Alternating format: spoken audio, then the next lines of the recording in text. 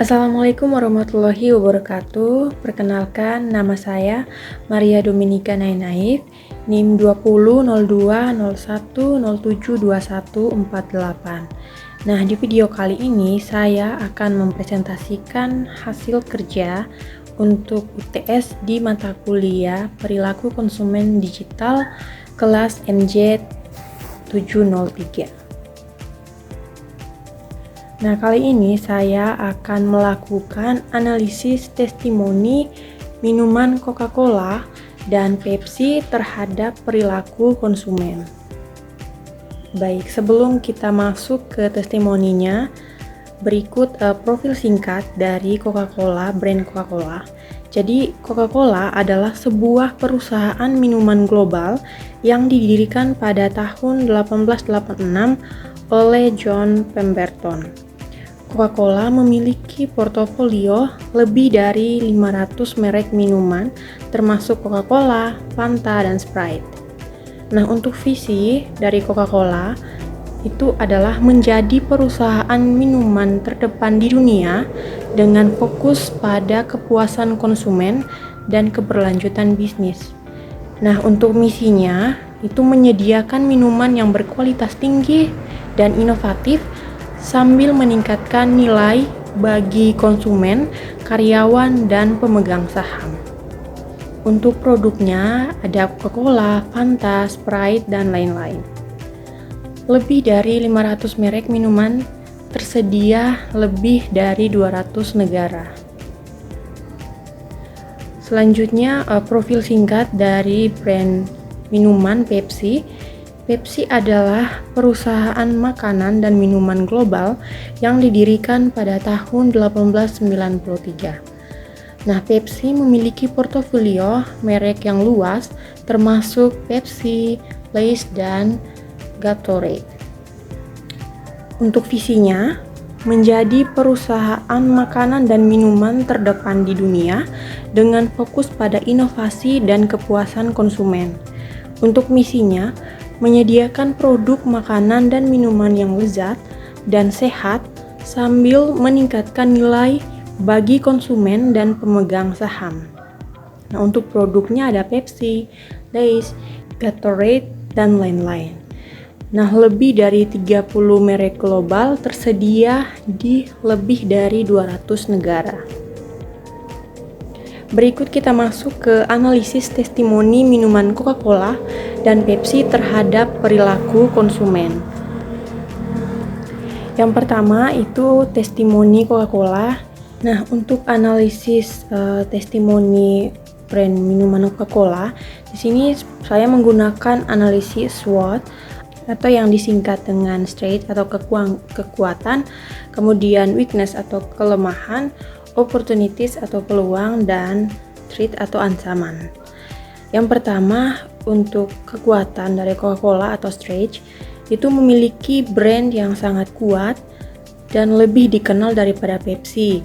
Kemudian memiliki distribusi global yang luas, kemudian memiliki portofolio yang beragam, berkomitmen terhadap inovasi produk, dan memiliki hubungan yang baik dengan mitra bisnis.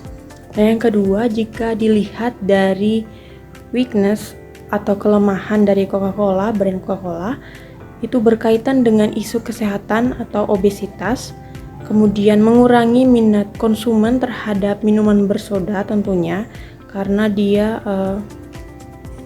bersifat negatif terhadap kesehatan, kemudian ketergantungan pada satu segmen pasar, kemudian ada risiko reputasi dari isu-isu sosial dan lingkungan, dan risiko mata rantai pasokan.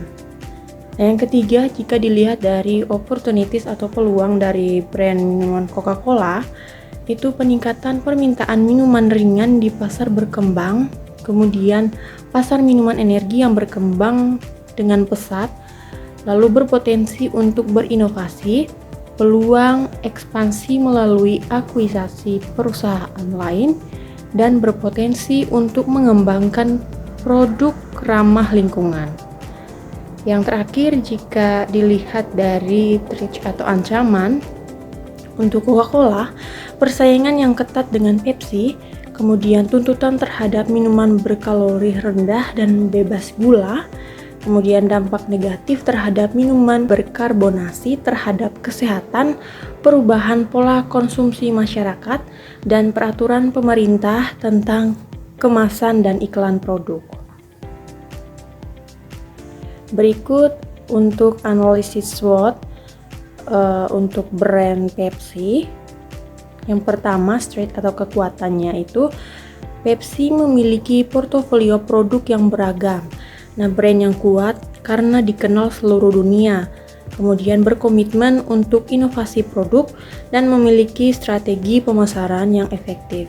Yang kedua, weakness atau kelemahan dari brand minuman Pepsi, tidak sepopuler Coca-Cola, kemudian penetration market yang kurang baik di berbagai negara, di beberapa negara maksud saya, kemudian masalah dalam manajemen rantai pasok, tidak berkesempatan untuk mensponsori acara olahraga seperti Coca-Cola contohnya, dia mensponsori acara olahraga terkenal. Kemudian kesalahan produk sehingga merugikan image merek. Yang ketiga, opportunities atau peluang dari brand Pepsi, peningkatan minat minuman sehat yang pertama, kemudian meningkatnya minat terhadap produk yang ramah lingkungan, dan peluang untuk ekspansi ke pasar baru. Yang terakhir, threat atau ancaman dari Pepsi, persaingan yang ketat dengan Coca-Cola, kemudian peningkatan kesadaran akan pengaruh negatif minuman berkarbonasi terhadap kesehatan, perubahan pola konsumsi masyarakat, tuntutan terhadap minuman berkalori rendah dan bebas gula, dan peraturan pemerintah terkait dengan kemasan dan iklan produk.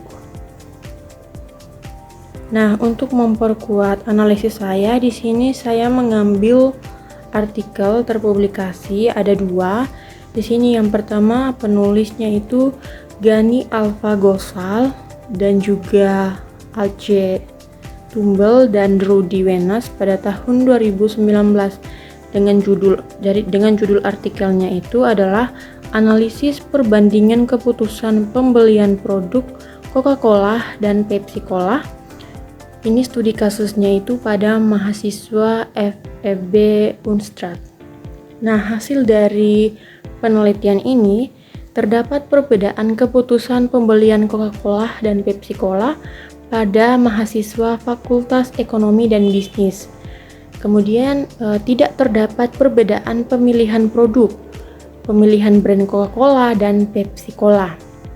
Kemudian perbedaan pemilihan penyalur, jumlah pembelian dan waktu pembelian pada mahasiswa Fakultas Ekonomi dan Bisnis. Kedua produk relatif sama-sama baik,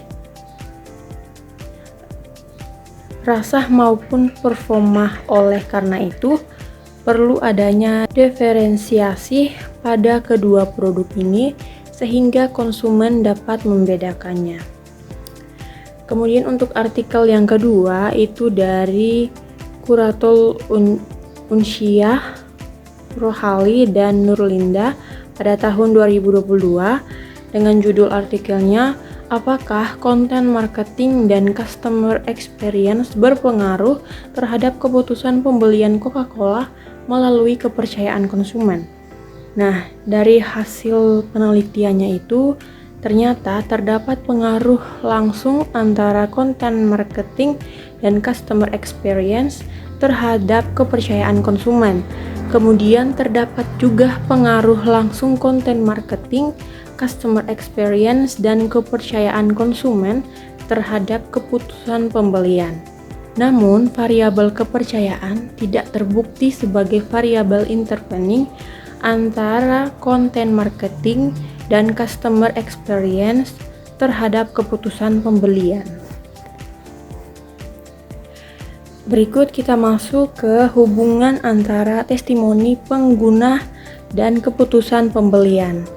Di sini saya mengambil dari aplikasi Shopee untuk brand Coca-Cola dan Pepsi. Seperti yang terlihat di sini bahwasanya untuk Coca-Cola, ternyata konsumen Coca-Cola itu memberikan ulasan yang sangat puas atau menunjukkan kepuasannya terhadap produk. Nah, sedangkan untuk Pepsi juga mendapatkan ulasan yang baik dan positif. Nah, di sini terlihat bahwasanya untuk brand minuman Coca-Cola dan Pepsi itu sama-sama baik ya, sama-sama memberikan ulasan yang positif dan juga menunjukkan kepuasan terhadap kepuasan produk terhadap pelanggannya. Kita lihat pada akun milik Coca-Cola dan juga Pepsi. Di sini terlihat bahwasanya Coca-Cola di sini terlihat lebih banyak menarik konsumen dibandingkan dengan Pepsi. Selanjutnya untuk iklan yang ditampilkan baik dari Coca-Cola dan juga Pepsi, terlihat dari ulasan dan komentar konsumen bahwasanya Coca-Cola ternyata memiliki banyak penggemar.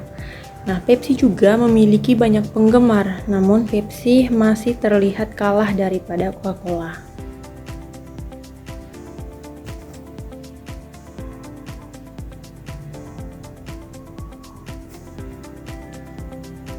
Baik, selanjutnya kita masuk ke rekomendasi untuk mengoptimalkan penggunaan testimoni pengguna dalam pemasaran. Caranya adalah mengumpulkan testimoni dari pelanggan, kemudian selalu pantau media sosial, kemudian menampilkan testimoni kepada pelanggan lain pada iklan untuk meningkatkan efektivitas iklan. Kemudian mengoptimalkan testimoni, pilih yang paling relevan, kemudian melakukan analisis sesuai dengan keinginan pelanggan, dan mengukur efektivitas agar sesuai dengan strategi. Nah, setelah melakukan analisis testimoni, ternyata Coca-Cola terlihat lebih banyak konsumen dibandingkan dengan Pepsi. Namun, hal ini bukan berarti bahwa Pepsi gagal dalam dunia pemasaran.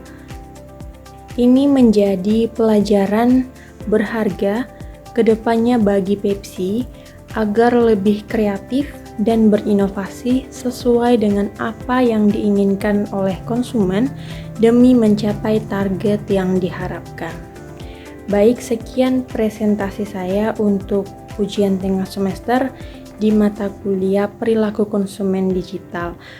Apabila dalam penyampaian materi saya masih ada yang kurang, saya mohon masukannya dari Ibu dosen. Sekian dan terima kasih.